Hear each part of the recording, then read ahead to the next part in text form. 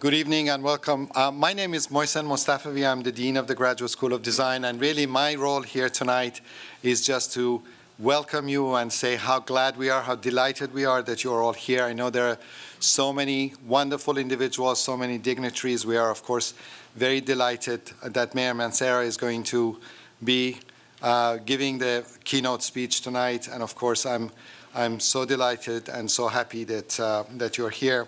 I'm also very grateful to Professor Diane Davis, the chair of the Department of Urban Planning and Design, and who has asked me to say a few words, and to my friend and colleague, Professor George Dominguez, who will, of course, be introducing the mayor. But thank you all for being here and for giving me this opportunity.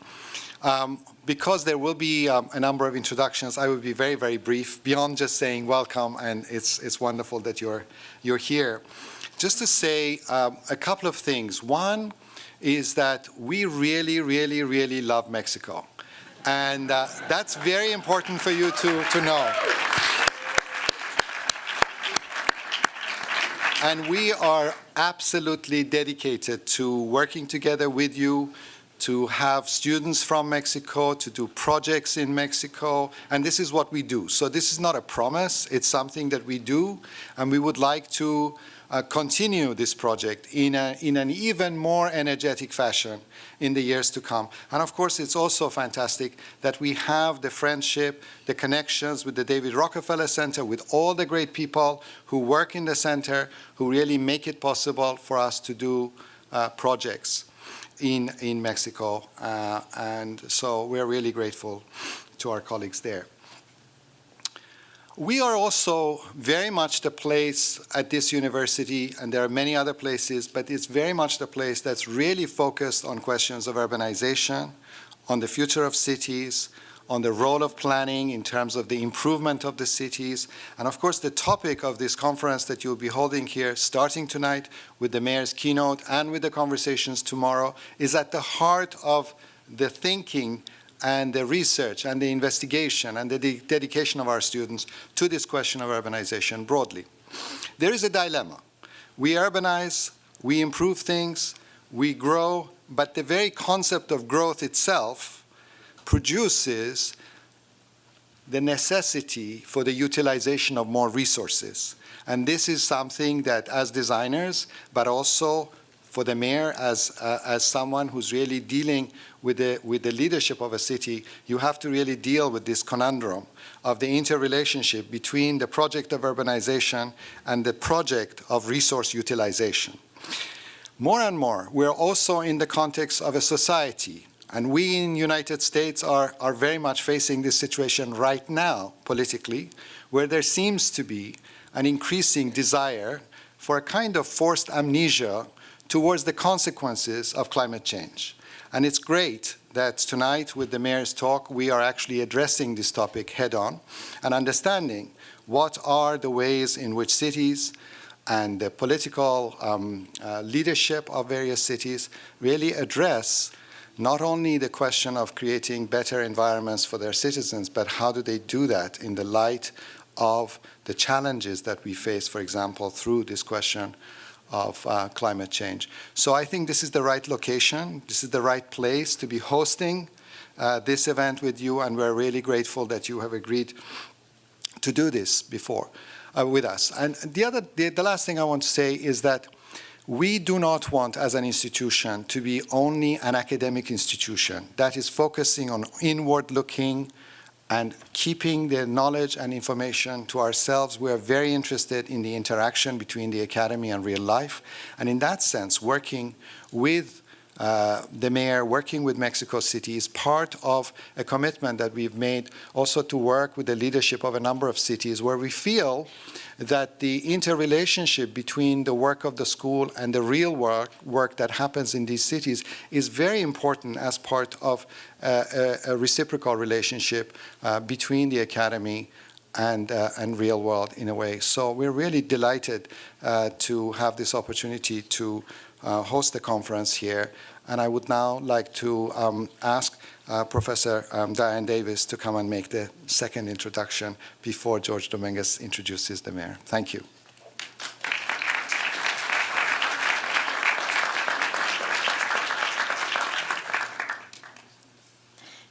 I was mentioning to the dean that this is kind of the series of introductions is a very Mexican-style event because we go from the hierarchies and there are so many introductions before we get to the main speaker tonight. But let me just say, you already know who I am. I'm Diane Davis. I'm also happen to be the chair of the Faculty Committee on Mexico and Central America at Dr. Class. I'm really excited to be in that post because many of you know that I have studied Mexico and Mexico City practically my entire academic life. So when I was asked to be involved more in Dr. Class, I said gladly, and they also stepped up to the plate to help support this event. So I really want to thank well, Brian is not here, the director of Dr. Class, and Ned and Rachel and all the staff over there for help making this possible. I also have to add one more thing to my otherwise prepared remarks, is I am just so excited and thrilled to see Cuauhtemoc Cárdenas here, the very first democratically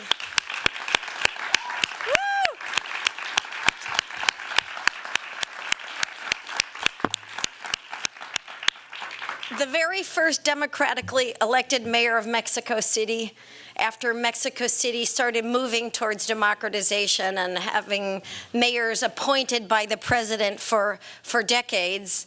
That democratization of the city was a very important step in the national political history, and Cuauhtemoc, you're so important to many people, both in Mexico and abroad. I'm really happy that you're here.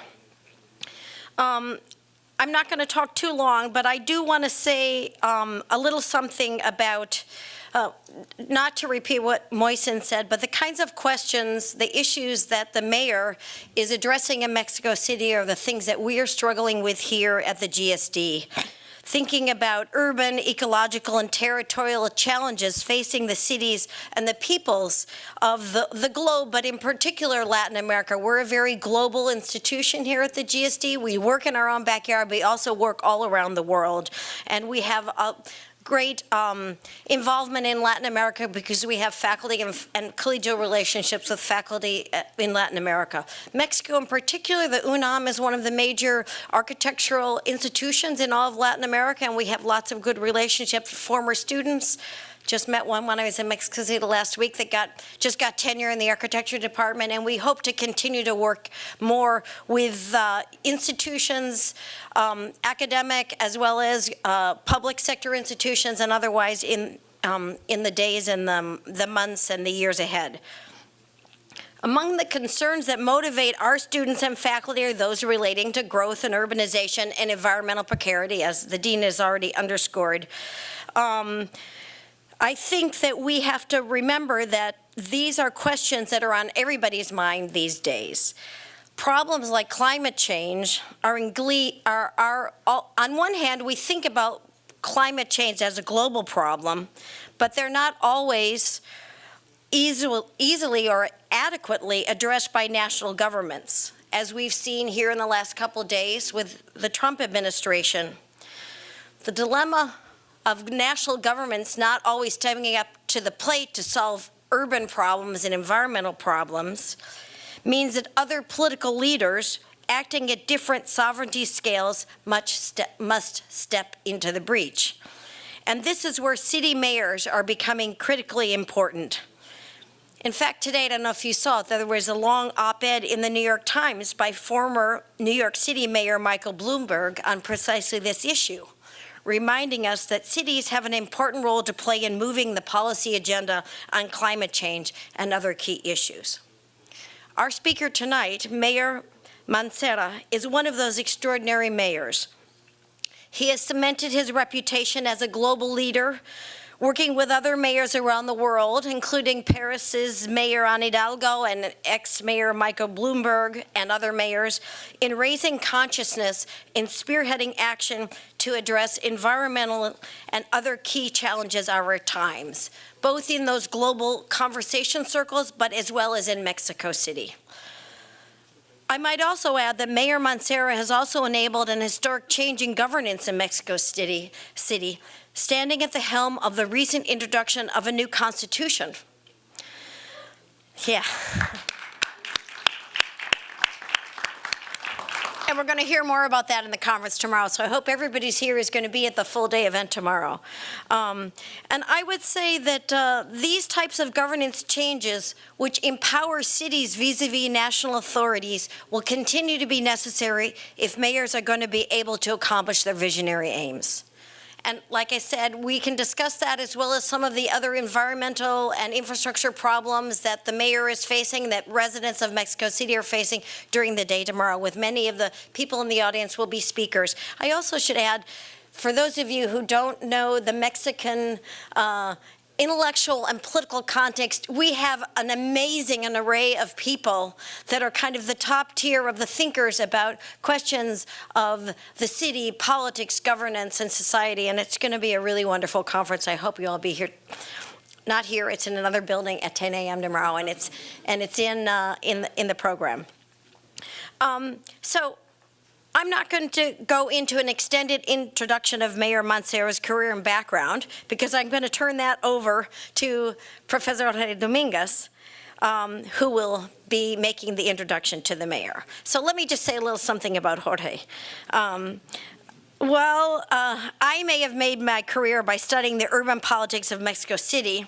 Jorge Dominguez has established his global reputation through deep and expansive research on Mexico, as well as many other countries of Latin America. He's the Antonio Madero Professor for the Study of Mexico, works in the Department of Government, and has produced work that has impacted Mexico and generations of students who work on that country and elsewhere. I mean, he has a whole tier of students that are continuing to push forward studies of Mexico. Jorge has played a key role at Harvard in almost all international initiatives, whether at doctor class, at the Center for International Studies, as chair of the Harvard Academy for International Studies, or more recently as the vice provost for international affairs. So Jorge, we're so pleased that you could be with us tonight to introduce Mayor Mancera.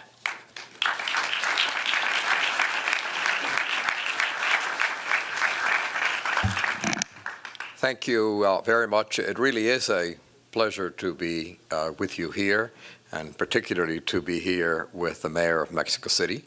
I want to first take the opportunity to reaffirm what my friend Dean Mostafavi and my colleague and friend Diane Davis have done as well, but to try to do it briefly, and it is to affirm this university's engagement with Mexico.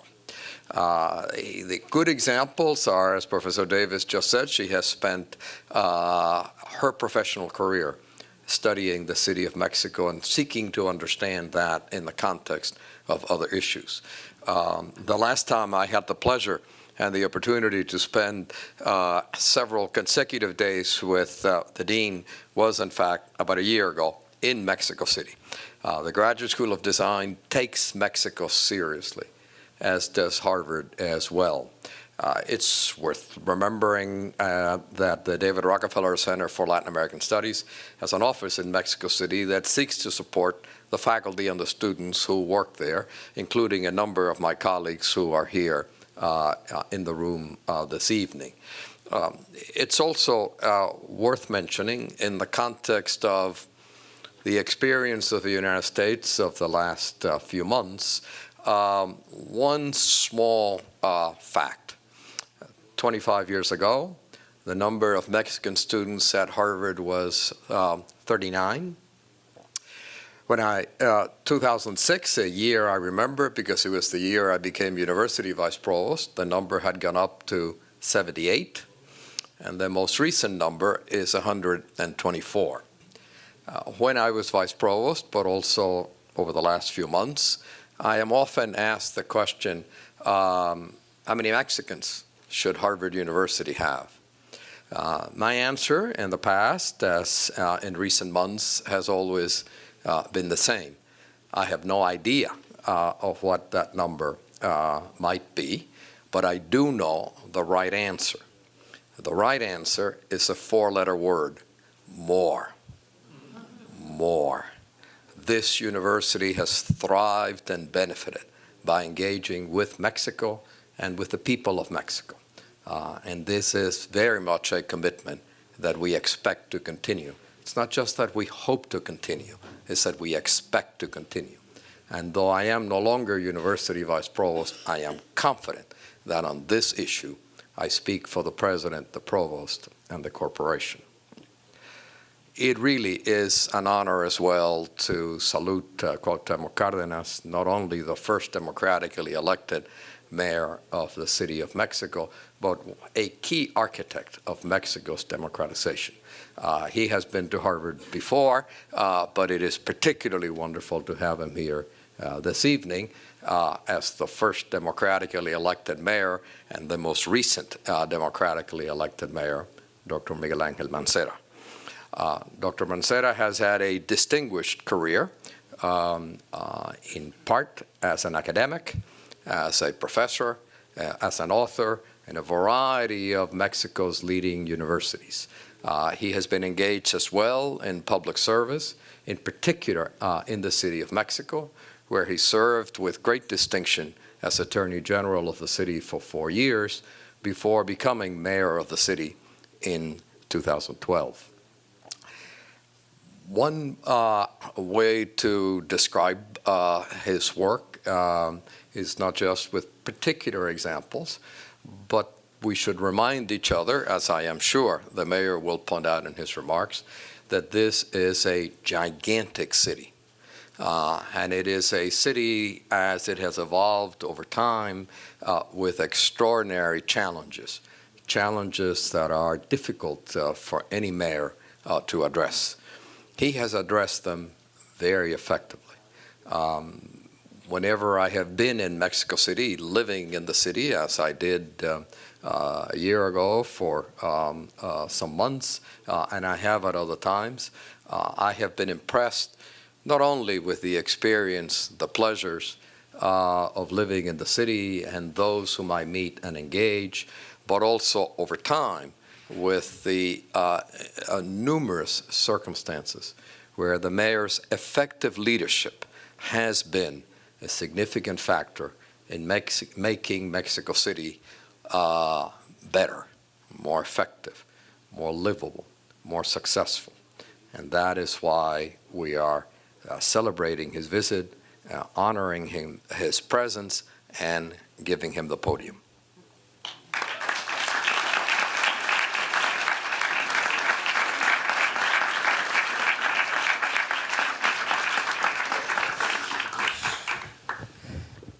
Muy buenas tardes. Good Buenas tardes afternoon. a todos Good afternoon y cada to uno de all ustedes, and each one of todos you, y todas. all of you, and La ladies verdad and es que gentlemen. primero quisiera First of all, agradecer I'd like to thank a Harvard, Harvard esta oportunidad, this a la Universidad de opportunity Harvard. at the University of Para mí es muy Harvard. gratificante For me, it's escuchar very exciting to listen sus directivos, de sus profesores, the directives and the lo que opinan de professors, México, lo que opinan de the los opinion they have of mexicanos, Mexico, las Mexicans, grandes and of oportunidades que course hay the de great intercambio opportunities de that we have, ideas, exchange of ideas. I want to thank Profesor also Professor Mosen por sus Mosen comentarios, because a of his Dayan, connections. y ahora And a now, Jorge Domínguez. Jorge Dominguez, Muchas gracias. thank you so much. Gracias por lo Thank que you for piensan de la Ciudad de México for y what lo you que think of the piensan city de of México. Mexico. When you think Me of da mucho gusto Mexico, que en I'm el very auditorio haya glad that at the personalidades tan auditorium we have so many distinguidas distinguished como guests, Sergio Aguayo, como Sergio como Aguayo, Antonio like Suela, Antonio Suela, como Miguel like Lazáñez, Miguel Lazáñez, de los que he podido from which saludar hace unos I minutos, greeted a few como minutes ago, Dr. Perló, Dr. Perlo, personalidades que además han important ayudado, people that have nombres helped, de investigadores que and nos a han lot of ayudado y nos están investigators that have ayudando helped en us, muchas de las tareas and many de of the producción tasks, política y, por supuesto, political también tasks, and also científica en scientific la Ciudad de México. in the city of Mexico. Yo pues tengo el privilegio, I have el the honor privilege de que and the estén honor trabajando con nosotros that they el are ingeniero working with Cuauhtémoc us. Cárdenas, que The la engineer verdad es Walter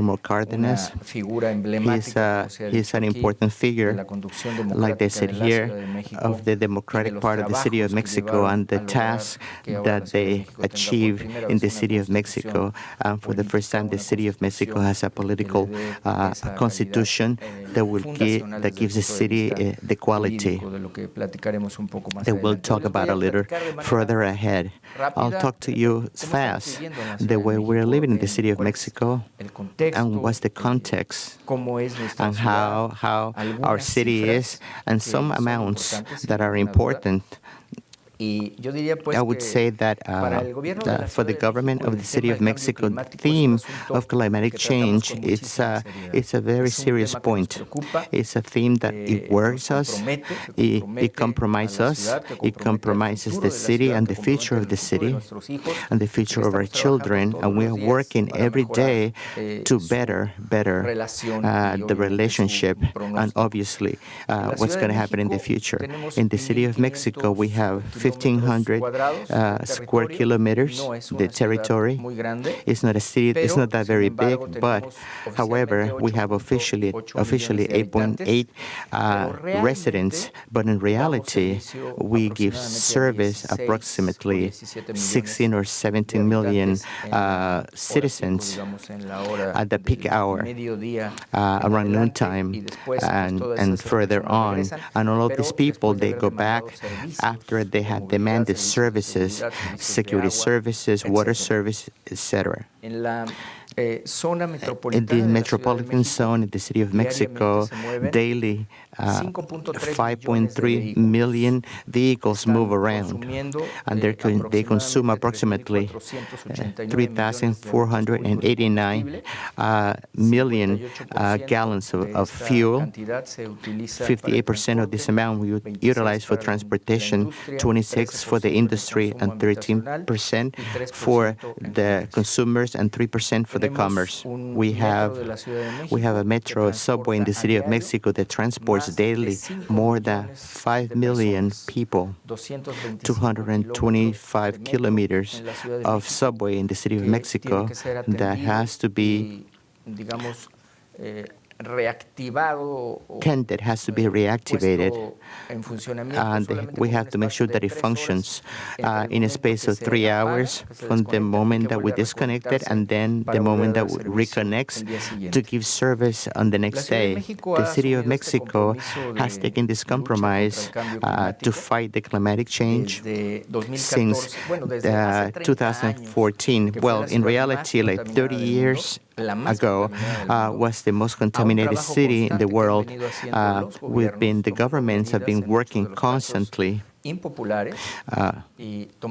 and taking measures that have cost too much money, but we did it that way. But they're indispensable to change this classification as being the city most contaminated in the world.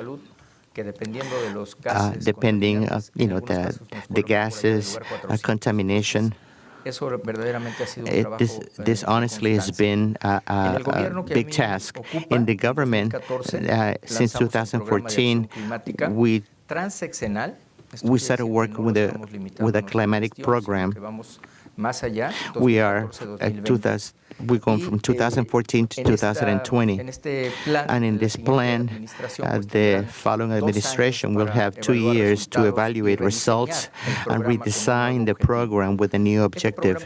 This program of climatic action has two tasks. The first one, to mitigate 10 million tons accumulated in 2020, and this is 40% more ambitious than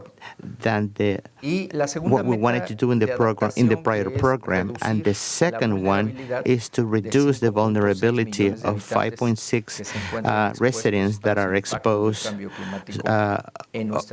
to the impact of climatic change in our city. For them, this program of climatic action, it has 102 actions with 7 strategic points. Each one of these actions are going through a system in which we depend on the government, and they report each project. Actually, we have a 52% right now a mitigation goal. The vision. This is a transversal element given that we are convinced that the climatic change affects men and women.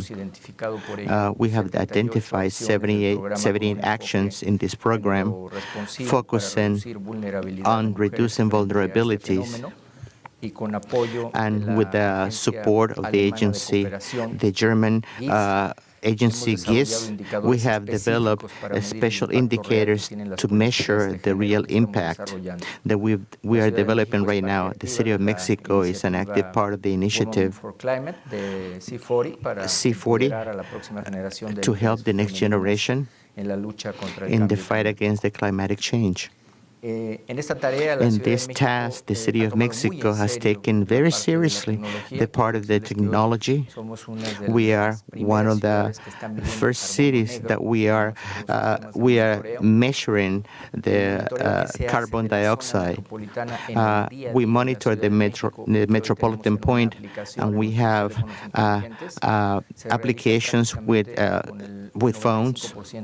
We realize this: 95% of monitoring stations in the city, they belong to the city, even though they are in the metropolitan zone. And now we've launched the possibility to anticipate a contingency, anticipate 24 hours prior, and the city will be in an environmental contingency.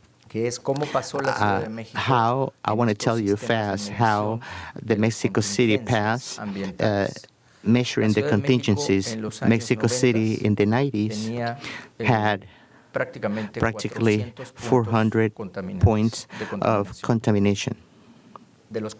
From the 400 points of contamination in the period of the year 2000, we went to have 280, 285 points of contamination.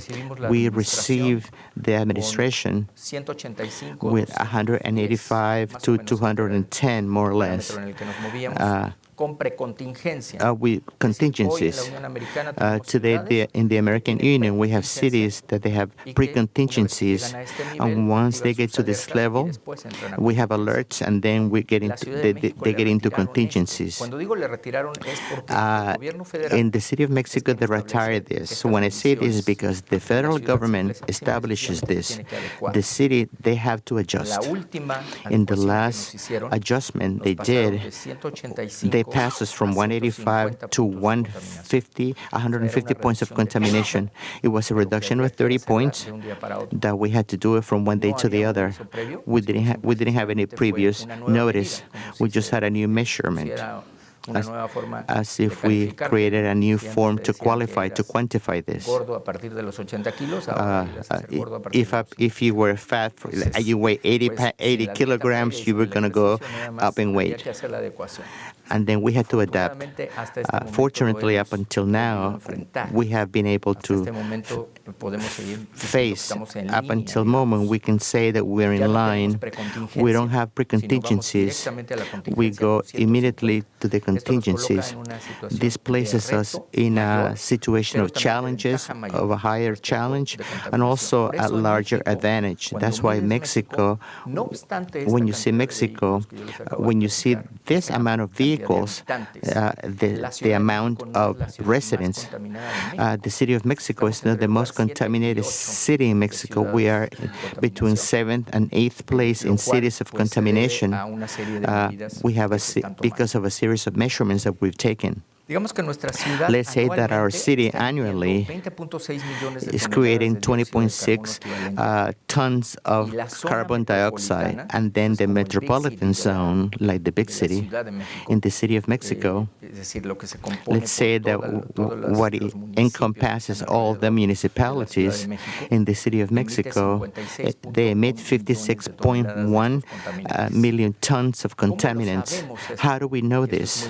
This is very important. important because we have an inventory of gases, contaminations. We have an inventory of emissions. We are the first city to comply with this inventory of emissions. Once they demanded this to us, we presented this. This means that every 2 years we are working on this inventory. The inventory from 2014 was recognized for the Pact of Mayors, like I mentioned, and we had 95% together with the city of Paris and Vancouver. This inventory indicates that the sector, in the case of the city of Mexico, this is what it contributes the most to the emissions, to 61% of carbon dioxide and 1,793 of black carbon. It's a compound during the winter. It deteriorates the quality of air and the health of the population. That's why in this administration we are working very hard to transform the mobility of the city. We go from a design of integral transport, and we focus on the residents and not on the vehicles. It's not easy, but today we are doing it in a way that is consistent. So what is this about? We give priority to the system VRP. Like I said, in the system in the morning and the afternoon. I really don't know what time it is right now where we are, but the Boston mayor, we're going to talk about a little bit of this. We are giving priority to this matter of mobility and focusing on individuals and not on vehicles. This matter VRT in the city of Mexico has taken us to build each time more lines, because when we build a VRT in the city of Mexico, people, they get good news. We make an intervention from street to street. We make an intervention in which we better all of the urban areas. Also, the vegetation has a very important participation, and in which the buses, they go from 4 to 1 regarding other types of transportation. The difference between the VRT in the city of Mexico with other systems that we have observed in the country is that we retire all the vehicles that get old. If we place VRT, that's the only transportation we have there that circulates in that zone. Now we are working in the construction of the line number 7, the Reforma. The people that know this area know what I'm talking about.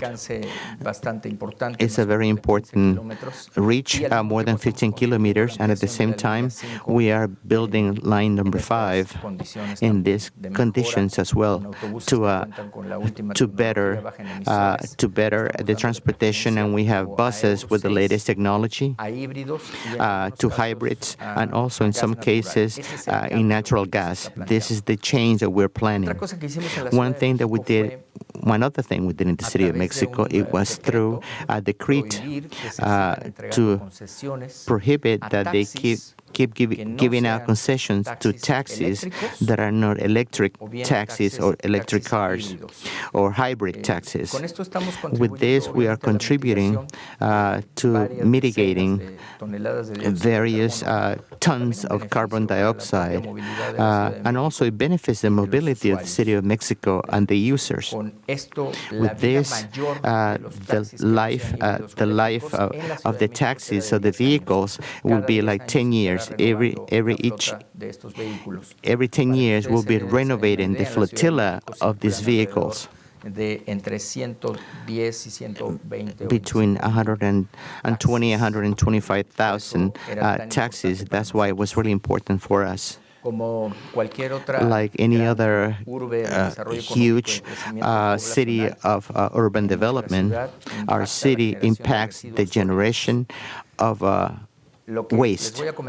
What I'm going to comment right now is what we generate in the city of Mexico when it comes to waste. Most people don't believe 12 and a half tons of trash day by day, more than 12,000 tons of trash a day. They used to take the trash to all these different places. We have a place that we have intervened, in which we have millions of tons of trash there in the land, in landfills, and they generate gas and energy. But in this administration, we launched a program. It's called Trash Zero, and this administration,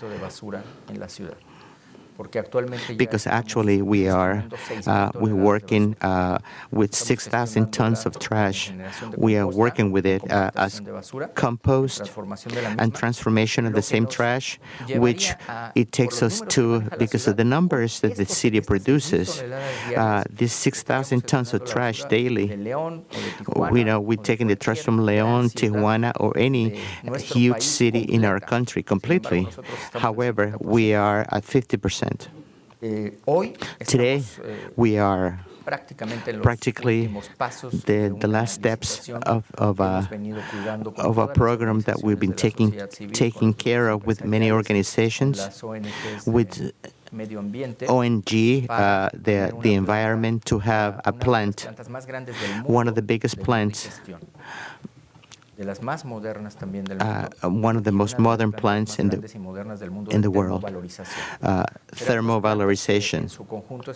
These will be two plants that together they will be processing 5,000 tons of trash or refuse daily, more or less, and this will permit us to finish with this matter, this theme of the trash, because we don't want to keep this trash, and also this trash has a political impression as well. Because that's why we have this project. It's called Trash Zero, that you'll be listening to with more frequency, because it's advancing fast, and this will be an example for all of Latin America. And on the other side, on July 8th of this year, we are going to establish the new norm of the environment, Norm 024, technical specifications in which we will do a separation of trash. We are looking for to increase a cultural environment, not only technology, but also structuring actions of technology. Also, we're looking for to educate the society, to educate the population, and that's why in the separation of trash, that each time we work even harder. But if this doesn't happen, if we don't push this, this will never happen. The situation will be the same. That's why we're working with this. This is a norm, and this will be obviously obligatory to do it this way. One more action that has to do with the hospitals.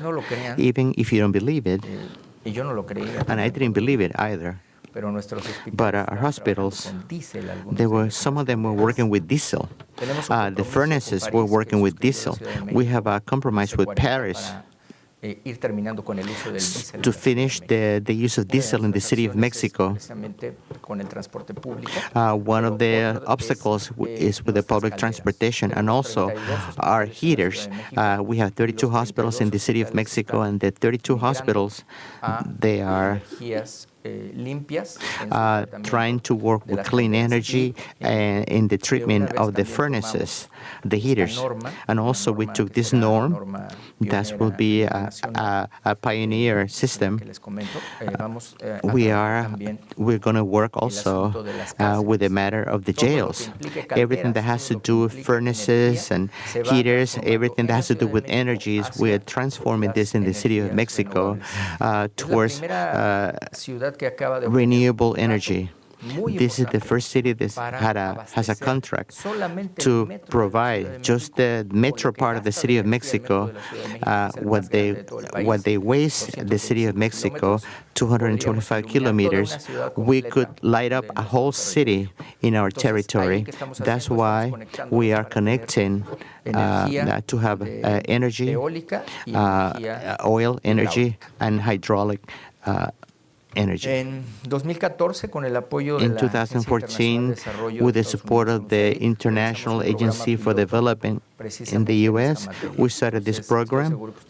I'm sure that you can recognize this program. We are developing this project of the hospitals and of the City of Mexico, and also the one that we're going to achieve, this reduction, very important. Also, one more part of this initiative will be with the United Nations, which is like sustainable energy, better known as the SE4All. It has more than 1,400 leaders of business leaders, and we are implementing a pilot project, energy efficiency with WERI. We are starting the second phase of 15 buildings to develop something called the retrofit, like illumination and all of the buildings we are building, they're very modern, and they're following following the classification LEED. All of the buildings will give us a substantial benefit in the homes that we are. The construction rules in the City of Mexico, they have to follow the norms of the City of Mexico. The houses for more than 100 square meters, they have to install solar heating systems. And also establishing industrial sites like offices, 35% on top of the benefits for the environment. We also have a compromise and searching solutions that will also help us to mitigate, but also we're going to make better the infrastructure of the city. We need a citizenship that understands, that worries about to combat, to fight the climate change. If you would ask me how was the winter in the City of Mexico, I would tell you we didn't have a winter. We didn't have a moment in which, we had cold. And now we are in Boston in this afternoon of like winter and spring. This theme of climatic change, I believe that all of us will live in this. I really don't know when we're going to get snow. At any moment, it could happen. That's why we are taking these actions of education and communication to help the citizenship to have strategic planning. And we have some actions that we do in a consistent way, like, for instance, the barter market is an initiative that was started 4 years ago. You can see that right there. It's not a Walmart. This is something that we set up in Chapultepec in the City of Mexico, and we do it precisely so they can separate all the waste and to be taken to all these different centers. And they take this to the homes. There are a few advantages. These are local products, and it generates a lot of empathy. As you can see right there, they have a lot of children, and the kids are taking their parents, the ones that are waiting for the barter market. So what is this about? They're more informed than we are. That's exactly that we're looking for with this type of action. But it's functioning, it's working really well, like everything that happens in the City of Mexico in a huge way. This is just just a small part. todas las mesas que se All tienen of the que instalar tables that they have to install en este tipo de acciones. in También this type estamos of action. impulsando We la also separación are de los residuos pushing electrónicos. the separation Tenemos of algo electronic que es un trash. reciclatrón, donde It's llevamos y a system of donde recycling where we recibimos, take and receive elementos electrónicos para que no sean electronic elements, tirados, electronic a cielo instruments, so abierto they para que wouldn't, no so generen people don't throw them out, contaminación so these things manejarlo como won't si fuera contaminate. cualquier tipo de basura. Tenemos instaladas We have 400 installed columnas para 400 columns of collections of batteries, de 376 376 tons of used batteries that we have recuperated. Y en las escuelas, And in the schools, tenemos we escuelas have bajas en schools emisiones con 72 escuelas que with forman 72 parte de schools este that form programa. a part of this program. En materia de movilidad, And when en it la comes to Ciudad de mobility in the México, city of teníamos, Mexico, algún anuncio que estábamos we haciendo por la mañana. we were going No to sé si fue- announce no sé in si the fue morning, la de la mañana de in the la morning, Universidad de la Escuela de at Leyes. the Ahí school, estamos at the School of anunciando Law, estas acciones we're talking about these con actions. Ecobici. It's called Ecobici en la Ciudad de Ecobici in the city of Mexico. Es un It's a program en donde está in which participando de manera muy activa. Lo están viendo ahí, que es un domingo en this la is a Ciudad de Sunday, México, en el Paseo de and la people are Reforma, participating in a en very donde active way. hemos llegado a This is tener called the Paseo La Reforma. en totalidad más de In totality, we have more than 200, 250,000 participants in a very consistent way. I would say between 50 and 60,000, and we have places of gathering muy importantes where we have con estas acciones. these actions are very important. Tenemos el programa We de la have the Bici program Escuela, que es otra cosa que ha VC dado un gran School. resultado desde This has iniciando con los given niños. us huge results, Lo que starting with the observan children, ustedes with the atrás de kids. What you see right now niños es un biciestacionamiento, is a BC los cuales hoy la Ciudad de parking México in está which the city of construyendo ya el Mexico is tercero, building, en donde the hay third miles one, de in which usuarios they have thousands of users of these busy parking places. They're giving us great results. They are located at the metro stations in which they could transfer in a very, very efficient way.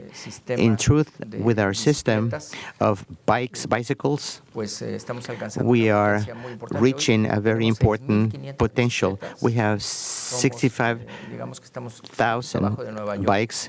We are below New York, but we are competing with New York with the number of bicycles in the area, number of stations, bicycle stations, with the advantage that in the city of Mexico, bicycles, they use it more for work and for mobility. And this places us, let's say, like the fourth system at world level in the use of bicycles. Approximately, we're going to widen this program and also to bring electrical bicycles in which we have a traffic jam that is very important. That this will improve this part of the strategy. Resiliency,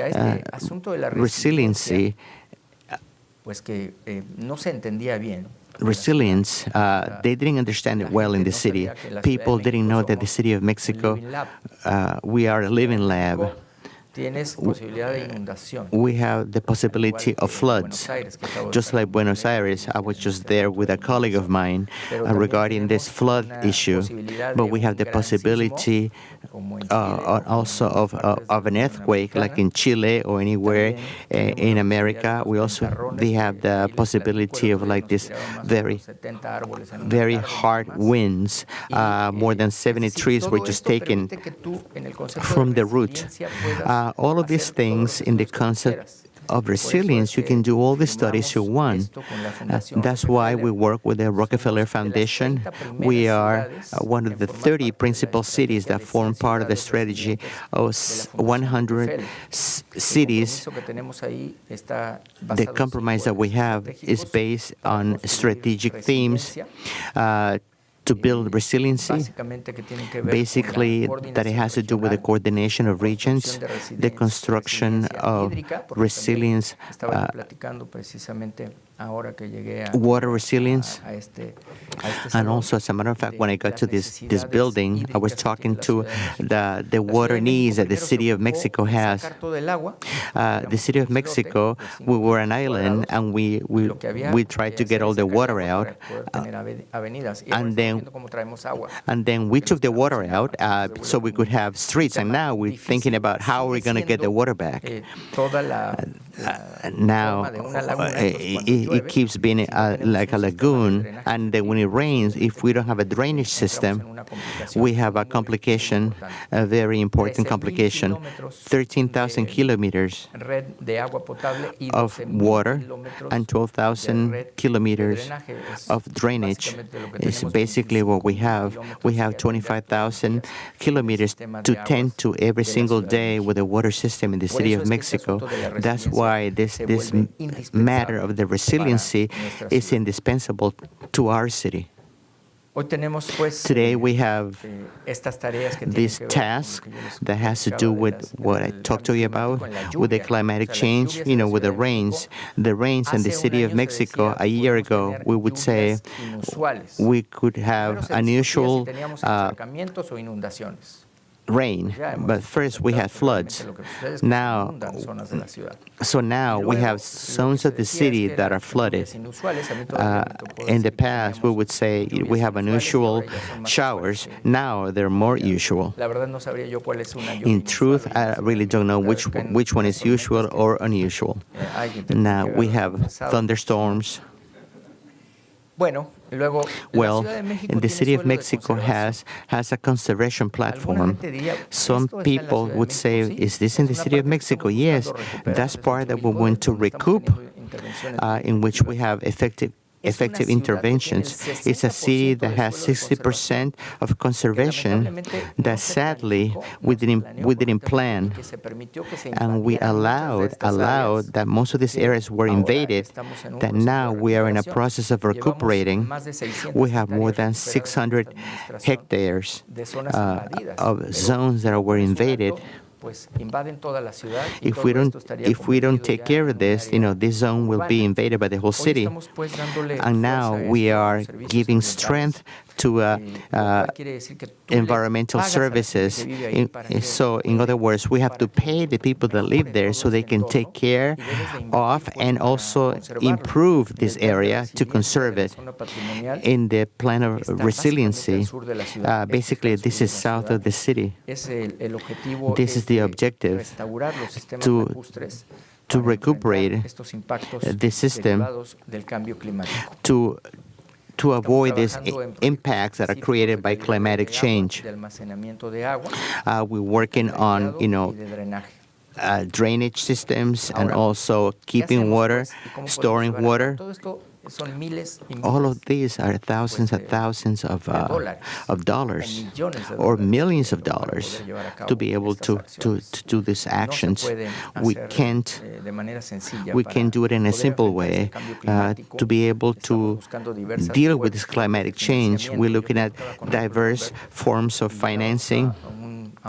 Also with Michael Bloomberg, and we have a period. He would say, why don't you just request this funding, the green funds? The only green thing that I know is like the grass, because the green funds don't exist. Where are these green funds? They're placed in the government. We have to change this focus. We have to change this focus. So the financial institutions, they need to support more the local government so we can implement this task. And this doesn't go to the local government in the strategies that we need to be able to face the situation. So then you have to go look for the financing. But when you want these projects, you have to go through the federal government to go through a bank to be able to work on the resources. To get to our objective, regarding resiliency, we are talking about $7.2 million $7.2 billion.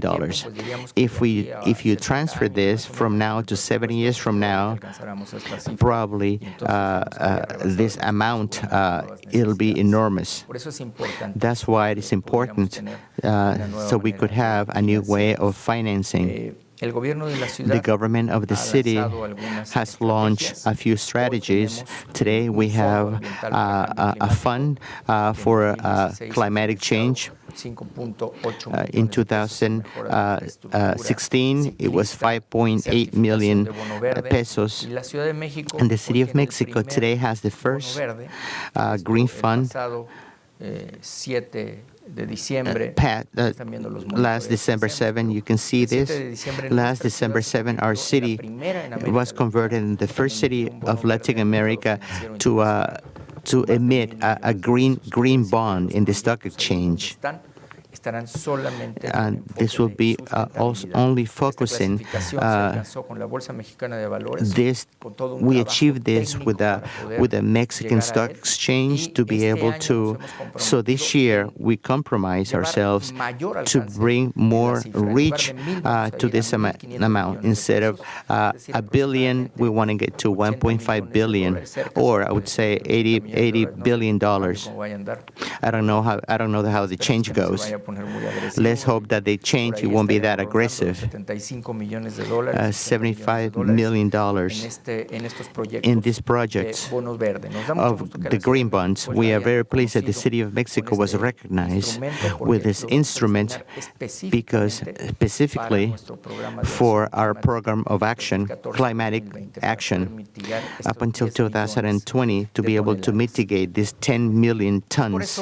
That's why I would say now with the Constitution, this is the first Constitution that is doing some publicity, because the first Constitution in the City of Mexico, because within itself, some of these tasks that in other times it would have been very difficult to do. With Article 16, it talks about the territoriality ordinance. It talks about exclusively to the environment.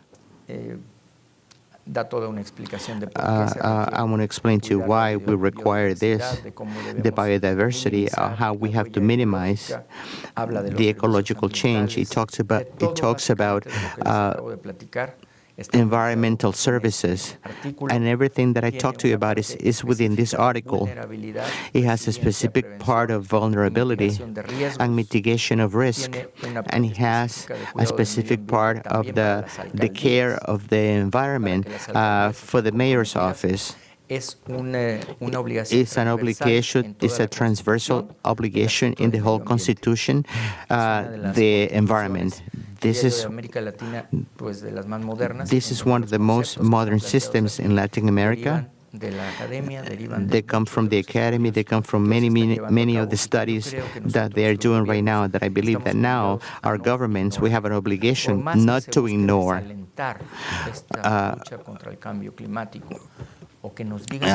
Regarding this fight with the climatic change, if some people say, well, that's just in your imagination, this is something that we made up.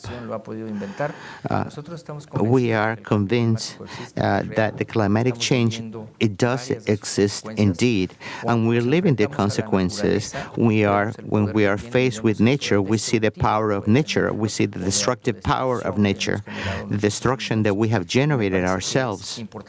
And this is important, that we place everything, all our resources, technology, knowledge, innovation, to the service of the environment. We can talk about many of the political issues, or we can talk about the task, we can plant many actions. Today, we can still do it. We can sit down and discuss this at Harvard regarding climatic change.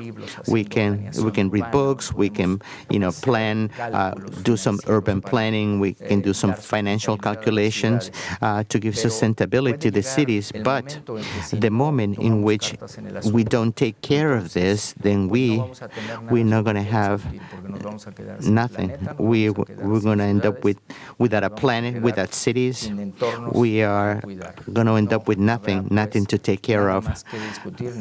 There's nothing else to say. Afterwards, the city of Mexico has this compromise. It's a small territory of our country, but this is a city that has a demand of services and this participation in the task of climatic change. That's why we're very glad that we can present this task, indeed, with a lot of satisfaction to be able to talk to you about it here at Harvard, so we can try to find more solutions to the ones we have. I want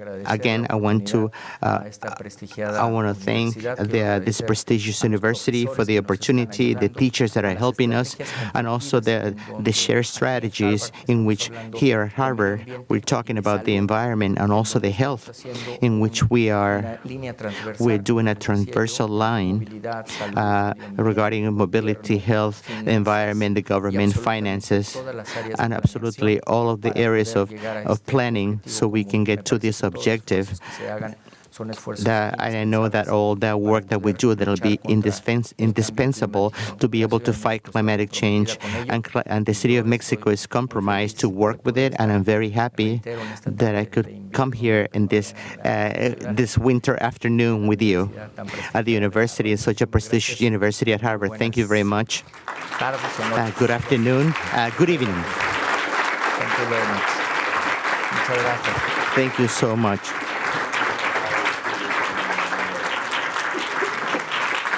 Thank you, Professor. Muchas gracias, doctor Mancera. Es realmente un gran placer escucharle con esta información tan interesante y tan detallada. Dr. Mancera, Nuestro propósito for es this detailed information, our purpose is to start briefly and also to open the possibility of that you can formulate questions. Listening to your position at the beginning, from the beginning of your talk, we have the theme of the public transportation, and one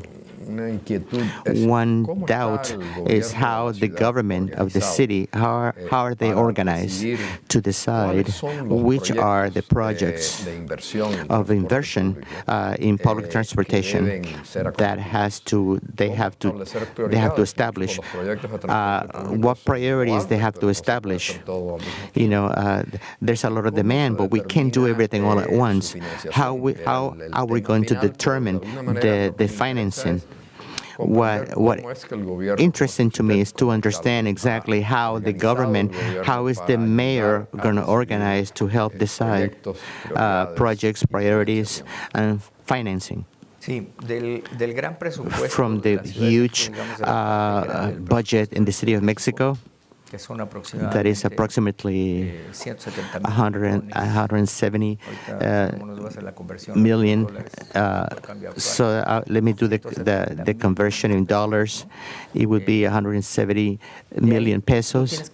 From there, you have to see huge different amounts for $10 billion for each project. This $10 billion, we have to take the whole amount for the whole city. Michael Bloomberg, I talked to him about this budget, and he said, well, how come the city of Mexico has such a small budget? So then you have to decide each one, where are you going to allocate that money? We have a public transportation that is within the city. This is approximately 600 buses. And with these buses, we're renovating, in which we compromise to renovate the system. At the end, the government will have only the latest generation buses.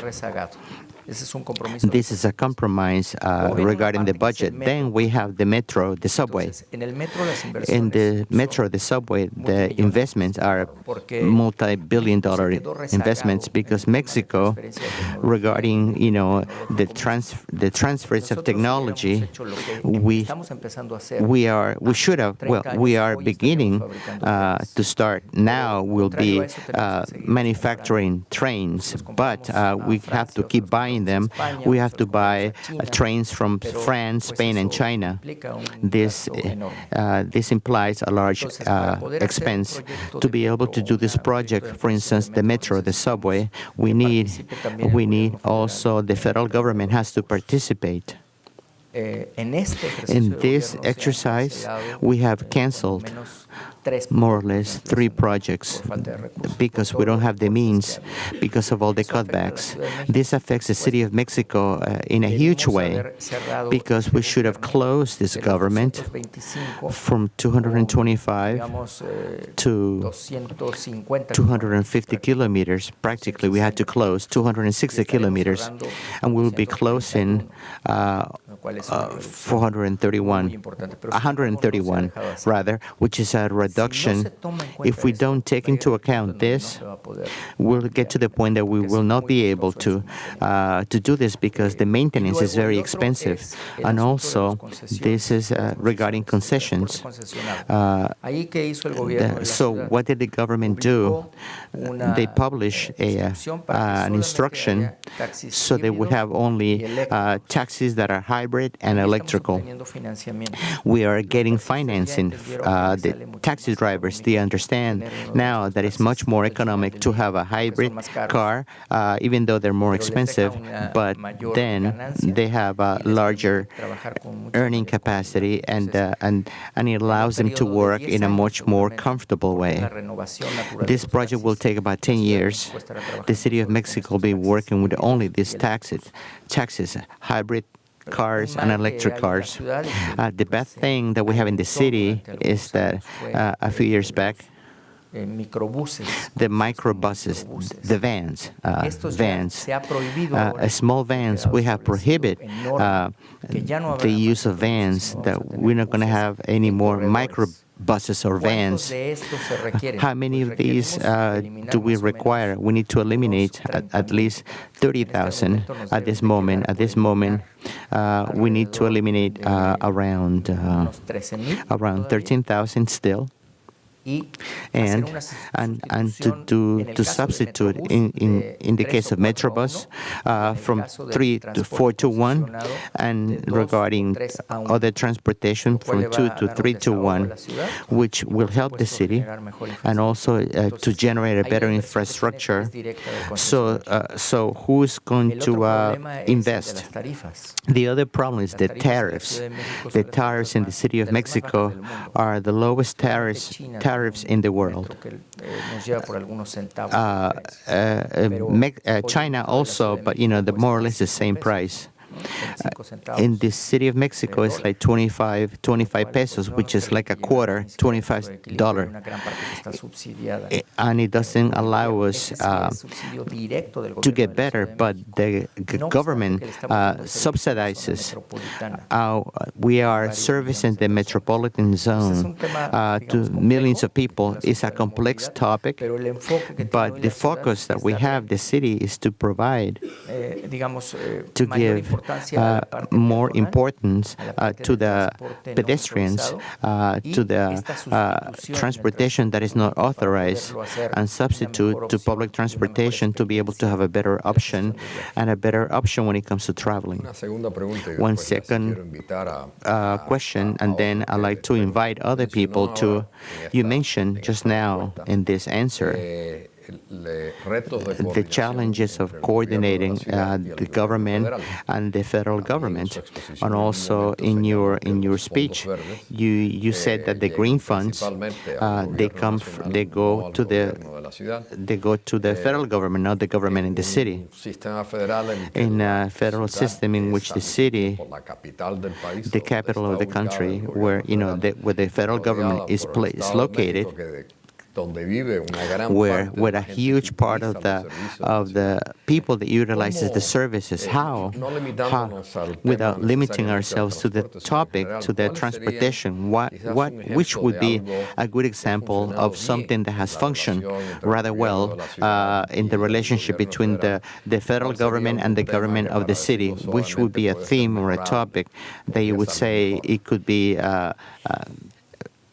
better. Well, this question is not easy. What has functioned well? We're talking about mobility. No. We're talking about any topic regarding your speech, your exposition, to give you more freedom. I don't want to tie you up. I believe honestly that the city of Mexico, they haven't helped it the way they should have. Something that we achieved in this administration, obviously, something that we didn't have because it didn't exist, was the capital fund. It's an acknowledgement to the city of Mexico, the capital of the republic. 70% of all manifestation or strikes, 75% is for a federal problem. Every time there's a strike in the city of Mexico, they're doing a great job in security and mobility. And the political bother to the city is high. We achieve to have a fund. We haven't had a chapter that is obligatory,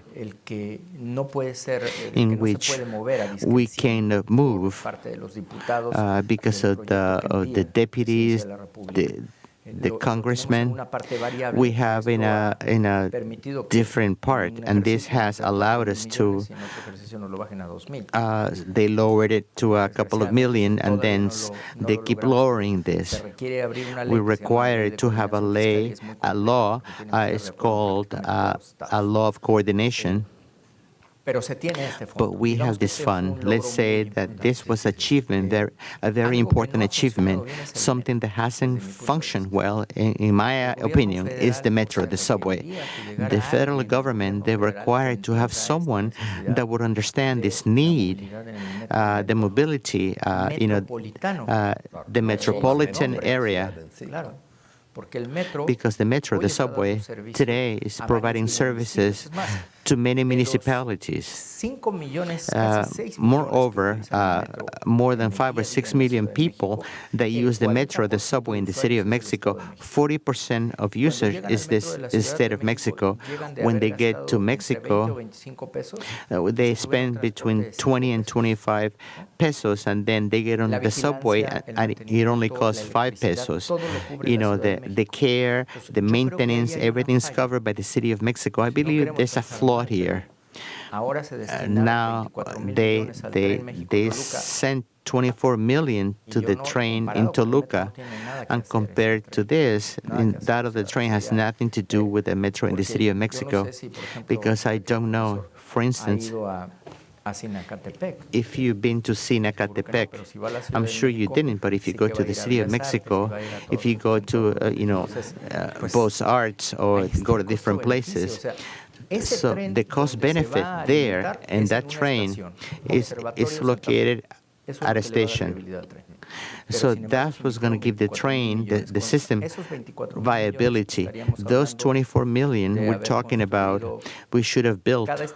Each station, it costs $2 billion.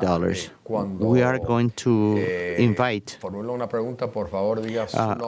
If you have a question, please just give your name and a brief description of who you are. Let's see. Let's hear it.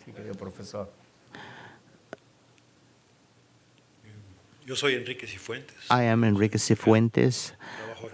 I am a Mexican. I work at Harvard for more than 8 years. And one of the things that I want to ask is the transparency, the corruption. This is a theme that it goes through many things, the environment and everything that you can see in Mexico. And there's nothing that we should be ashamed of. Our country, this country, is going through a horrible crisis. It's not a problem of just only Mexico. So what what else do we need to do in Mexico to be able to have transparency and to be able to that all the money that is spent in the train in Toluca is used for the city. I believe that there's something in the Constitution, it's called the Institute of Planification, that will allow the citizenship to be aware of the plans of the city. We are, I'm sure that at this Institute of Planification, they talk about the infrastructure. In one of the articles in our Constitution, there's a disposition that 22% of the budget from the mayor's office has to be used for infrastructure. Today, it's just 1%, or you can send 10%. It's very difficult to find something that gets to the 22 or 30% to the material of infrastructure. But we have this tendency. So what is the City of Mexico? I am convinced that the transparency is a very effective tool to combat, to fight corruption. Like the 1313, the declarations, or we're working with OCP. We have a contract with OCP and with Bloomberg to work with open contracts, so we could have in real time how is the contracts in the government, in the city, and so for the citizens to have an interaction. Let's say the steps that we're taking. Also, we have created a judicial system that is absolutely, it protects us in this way, and then we'll have to, little by little, it'll get purer and purer. I believe that this is in that direction that is going, in the way we are creating this constitution, and we'll see the way we'll see the results. And we're also talking to the citizenship. To the citizens as well, so they can get involved with the government. And this will be a step. It's a different step that would take us to a different result. If not, it'll never change. I should have said that you could ask a question. Yo hubiera dicho que podía ser pregunta en la que se sienta más cómodo. Yes. My name is Cynthia Mejia. You said that transportation is a system, that the infrastructure in the environment, which would be the theme in which Mexico has achieved this articulation, this metropolitan change within the different jurisdictions of the same region. Where we have, at this moment, sadly, we have various zones, metropolitan zones in a country. The biggest metropolitan zone that has the most residents, that we are reaching more than 25 million people, is where we have the City of Mexico. We have the City of Mexico, the State of Mexico, and then we have the State of Hidalgo, with some municipalities. Now, this, we called it, it's not a metropolis, but it's a megalopolis, because you are including other territories that the City of Mexico did not consider. We did this because of the environment. In which way is this working with the agreements that we have? Because we still have to prove at the end, everything is a political theme. Like to verify, we have to monitor the different forms of the environment, and also we have to set up the public transportation and also work on the budget. This also, it hasn't reached this level. We have cities, some cities, they say, we don't have a problem with the environment. They say the only city that has a problem is the City of Mexico. But up until then, because the decisions that we have to take are not very popular, and also the scientific part. we still have a few clicks, a few glitches. So I believe in Mexico, in our zone, what is allowing us to advance is this part that has to do with the environment, because we haven't reached an agreement. This metropolitan zone, the majority of the budget in the city of Mexico is because they say that there are more residents. Well, we have to give Mexico more money in the budget because they have more residents. But the city of Mexico provides more services. But why is the city of Mexico doesn't have that many residents? Because land is more expensive. But so people live outside the city of Mexico, but they come into the city of Mexico. So in the formula, we haven't reached an agreement. So this it'll be a while, because these formulas, they move completely. They waive the participation of the federal resources and the support.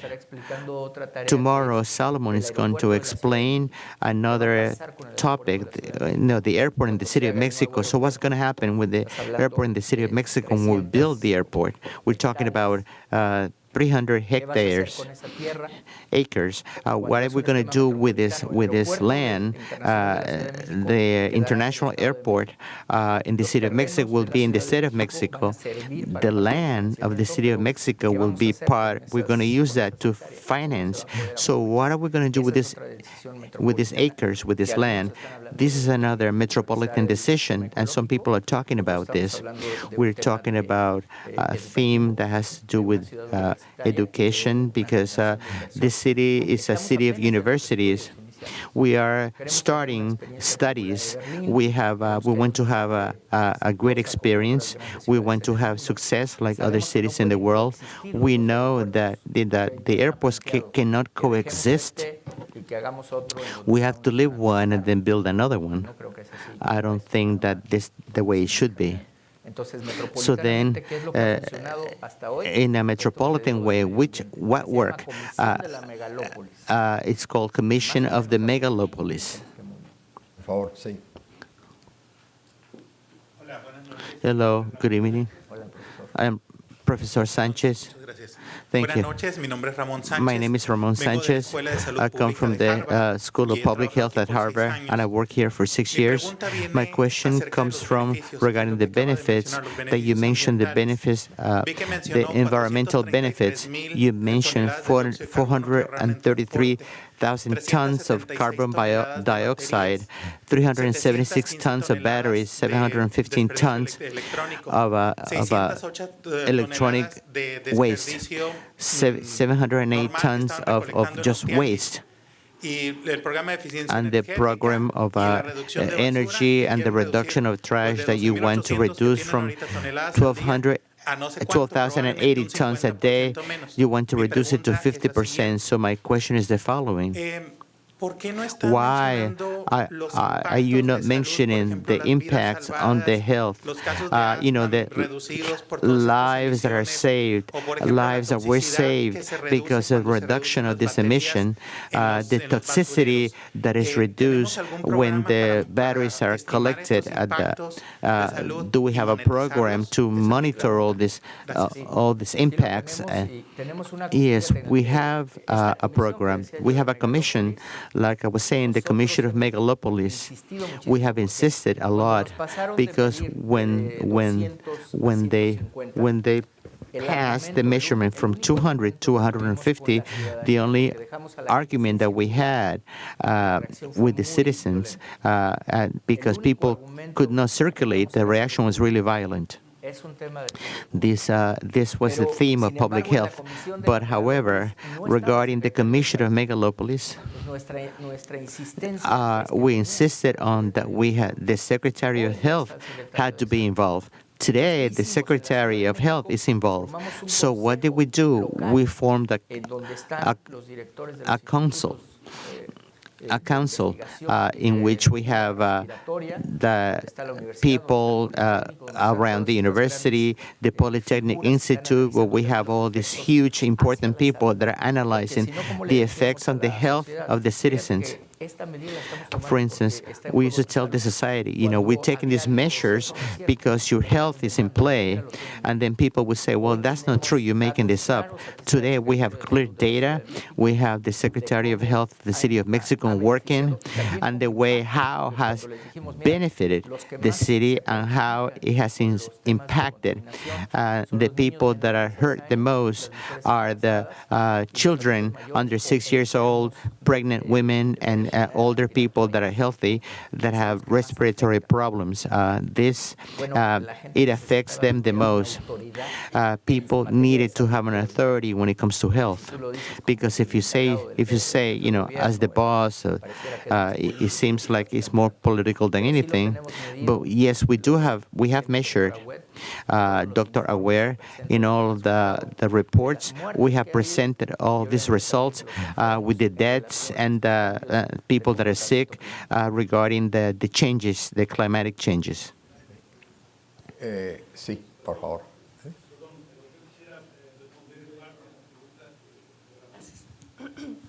Adelante, doctor. Muy brevemente. Yeah, we are doing this with a project with a collaboration of the Harvard School of Public Health, and we are also trying to we are finding exactly what is the impact. We're doing many things, and briefly, we are going to publish a report. Thank you very much. Hola, mi nombre es Ana Villarreal. My name is Ana Villarreal. I'm a sociologist. Y fui chofer de una ruta periférica en Monterrey. And I was a driver in a route in Monterrey, so I'm interested regarding the drivers. What is the relationship between the bus drivers? I think this is a very complex negotiation. And if you could tell me a little bit more about the subject. The point of the City of Mexico, I'm going to talk briefly about the trash. We want to get to like zero trash. We have 50% less trash. We are trying to reach the other 50% using the other programs. The law of mobility was key. What it says is the concessions for public transportation, we only have to give them if they are a known business. So we change the concept of having a private driver. If someone wants to have a transportation concession, they can only do by getting to a partnership with a business. Because if they want to change a microbus or a van or a small bus, so the city tells them they can only have a hybrid bus or an electric bus. So instead of 150,000 pesos, we're talking about $10,000. He's going to have to spend $500,000. So that will be the difference. This person, an independent contractor, will not be able to face this personally, but he will be able to do it as a business. So when we place a BRT in any of the zones, all of the people there, they have to form a society, and we take everyone. So sometimes they have a VRT, but they continue functioning with the other transportation, because that is not correct, because it doesn't reduce the contamination. Our objective in the City of Mexico is just to create these interventions to take out all of the old vehicles, because that unit that goes out for recycling is not recycled. Last question. My name is Carlos Huella. I'm Mexican. I'd like to know what are the actions, concrete actions that the government of the City of Mexico or the government of the City of Mexico will take to educate the residents to separate the trash, instead of giving our trash to people in carts to give the trash to the government. But each time we are widening the barter system. We are buying also the units because this was another problem. The trucks, the garbage trucks that we found garbage trucks from like 1970. Could you imagine? They didn't have any technology that would allow us to. Now we have buses, garbage trucks from 2016 that they have separators. They separate the trash in a more efficient way. People are separating the trash. We are going to reinforce this norm. It will be obligatory to separate the trash. We will only collect the trash according to some, special calendars. People, thousands of people will contribute, and much more regarding in all the city halls. They will have to implement these rules. I calculate in around a couple of years, after we implement this norm, this law will be much more effective.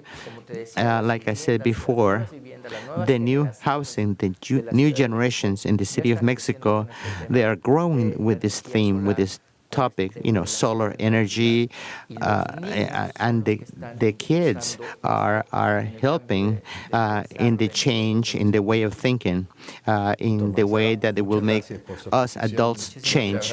Thank you so much for everything. Thank you so much for answering all these questions, and thank you so much for your leadership and for your time. Thank you, Professor. Very kind.